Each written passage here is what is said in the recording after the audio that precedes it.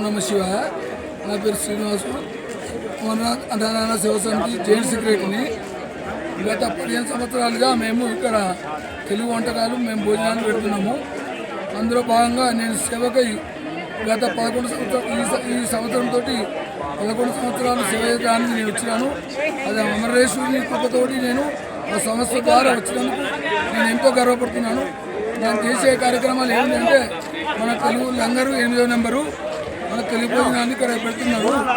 ఇక్కడ ఎట్లా అంటే పుస్తకం లేవగానే 5 గంటలకు ఛాయ కోసులు బిస్కెట్స్ ఇస్తాము.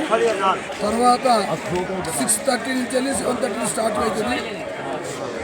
ఇడ్లీ పెడతాము, వడ పెడతాము, ఉప్మా, పట్టులు, పూరి, చోలి పూరి. మేము ఉదయమే 5 గంటలకు లేచి మా సిద్దిపేట నుంచి వెళ్ళి 10 మంది వంటకాలు తోలుకొచ్చాము.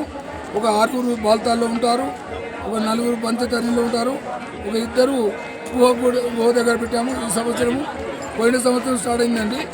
ఈ సంవత్సరము అదేవిధంగా 3 ఒక్కల భోజనాలు పెడుతున్నాము. తర్వాత మేము చేసేది ఏంటంటే పొద్దున ఉదయం 5 గంటలకు ఛాయ, బిస్కెట్, తోసు పెట్టి స్టార్ట్ చేసుకొని 7 దాకా పెడతాము. 7 తర్వాత ఇడ్లీ, వడ, ఉప్మా, చట్నీ, సాంబార్, అచార్, పూరి, కుర్మా ఇలాంటి అన్ని మనం ఇంటికాడ తినలేనటువంటి సౌకర్యము అమర్నాథ్లో చేర్చడం అనేది అది ఎంతో గొప్పదనం. అది భక్తులందరూ వాళ్ళు వినియోగించుకుంటారని నేను ఆశిస్తున్నాను. తర్వాత 12కు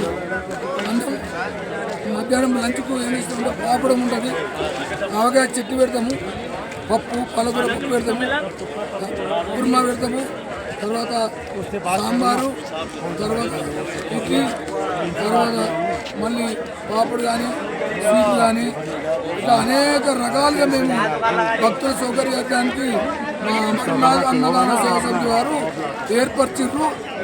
అట్టి అవకాశాన్ని భక్తులందరూ వారందరూ వినియోగించుకోవాలి. అదేవిధంగా మళ్ళీ సాయంత్రం 4 గంటలకు స్నాక్స్ పెడతారు. తోసులు కానీ, పప్పు కడుపు కానీ, చాట్ బండారు కానీ ఇలాంటి కార్యక్రమాలు మా లంగర్లో వేస్తాము. 8 నెంబర్ లంగరు పంజాబ్ వారి ఆధ్వర్యంలో మరియు తెలుగువారి ఆధ్వర్యంలో భిక్షా కార్యక్రమం జరుగుతుంది. తర్వాత సాయంత్రం బాదం పాలతో స్టార్ట్ చేసుకొని